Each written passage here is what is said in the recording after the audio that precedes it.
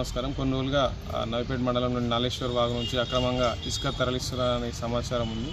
అదే విషయంలో పక్కా సమాచారంతో నిన్న ఒక 4 బండ్లు సిర్నపల్లి మీదుగా జన్నపల్లి వైపు వస్తున్నాయన్న సమాచారంతో వెళ్ళడం జరిగింది. అక్కడ ఒక 4 ట్రాక్టర్లను ఆపి పేపర్స్ అడిగితే దానికి ఎలాంటి సంబంధిత పేపర్స్ ఎలాంటివి లేవు, అక్రమంగా తరలిస్తున్నట్టు తేలింది. వెంటనే వాటికి పోలీస్ స్టేషన్కి తరలించి కేసు నమోదు చేయడం జరిగింది. అదేవిధంగా ఈరోజు ఉదయం మళ్ళీ సమాచారం వాగులో నుంచి ఇసుక తీస్తున్నారనే సమాచారంతో వెళ్ళి చూడగా అక్కడ ఒక 2 ట్రాక్టర్లు దొరికినాయి. వాటికి కూడా ఎటువంటి సంబంధిత ఇసుకకు సంబంధించిన పత్రాలు ఎలాంటివి లేవు, వాటిని కూడా అక్రమంగానే తరలిస్తున్నారని చెప్పి వాటిని కూడా తరలించడం జరిగింది. మొత్తం ఇప్పటికీ 6 ట్రాక్టర్లు సీజ్ చేయడం జరిగింది. వీరి 6గురిపై ఓనర్స్ అండ్ డ్రైవర్స్పై కేసు నమోదు చేసి వాటిని కోర్టులో డిపార్ట్ చేయడం జరుగుతుంది.